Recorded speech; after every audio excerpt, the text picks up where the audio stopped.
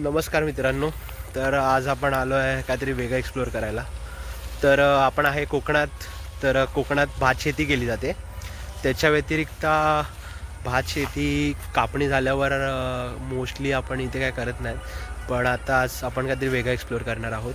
इकडे हळदीची शेती कशी केली जाते ते आपण बघणार आहोत. आपण भेटलं मामाला. मामा आपल्या इकडे साखरब्यात हळद लागवड करतात. इथे ते शेती पण करतात, भात शेती, आणि त्याच्या व्यतिरिक्त हळद लागवड पण करतात. तर मामा काहीतरी सांगतील. तर आपण मामांना विचारूया. मामा, ह्याला काय बोलतात? हळद लागवड. हळद लागवड. मग हे याच्यासाठी काय काय लागतं? हे आम्ही सुरुवातीला मे महिन्यात जून महिन्यात लागवड करतो कांद्यांची. नांगरून तस्कऱ्या करायच्या. हां. तस्कऱ्या केल्यानंतर कांदे लावून मग त्यांना पुरण बिरण घालून खतबीत घालून असं मग अच्छा. ह्याच्या मधवारीमध्ये आम्ही असे सुकल्यानंतर आम्ही हे करतो. अच्छा, हे आहे का? असे ओके. साफ करून हळद काढतो. हळद काढतो. ओके. तुम्ही विकता पण की काय करता तुम्ही? आम्ही म्हणजे ते असे बारीक काढून धुवून बिवून ते कट करून मग आम्ही गिरणीला लावून ओके, पावडर बनवतो. पावडर बनवतो. ओके. आणि ती मग विकतो. Okay, thank you. हळद काढणे कसे करतात?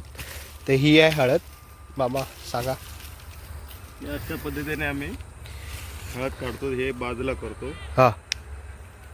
आणि हे धुवून बिवून बारीक कट करून सुकवून मग पावडर बनवतो. अच्छा, ह्याची हे हळकुंड आहे का? आणि हे हळदीचा कांदा हे परत लागवडीसाठी आम्ही ठेवतो. हे अच्छा. ओके. आणि त्याचं हे करतात, ह्याची पावडर. ह्याची पावडर करतात. आणि हे परत लागवड करतात. हे लागवडीसाठी. हे लागवड करतात. ओके. कांद्याची लागवड. अच्छा, हे लागवडी. ही लागवड.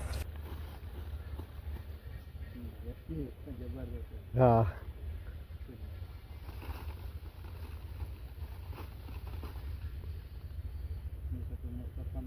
काय बोलतात? कोकणी हळद, गावठी हळद. अच्छा. त्यांना सांगायचं ही हळद आणि आपली बाजारची हळद त्याच्यात सुगंध तिच्यात हां. हा फरक आहे. तर हे करायला किती दिवस लागतात मामा, लागवड? ही हळद कटिंग करून 10-12 दिवस लागतात सुकायला. सुकायला. अच्छा. सुकल्यानंतर पावडर पावडर. अच्छा, पावडर करतो. ओके. मस्तपैकी. Okay.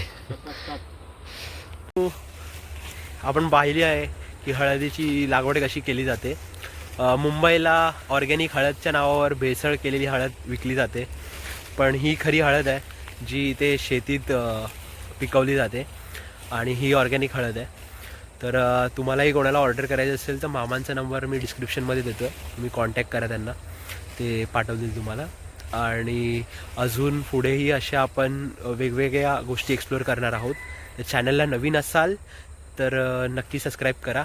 Life with Sairaj. Like, comment करा. आणि तुम्हाला अजून कुठचे टॉपिक एक्सप्लोअर करायचे असतील तर मला कमेंट करून सांगा.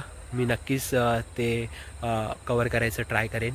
आणि नक्की माझ्यासोबत राहा, सपोर्ट करा. Life with Sairaj. Thank you. Bye.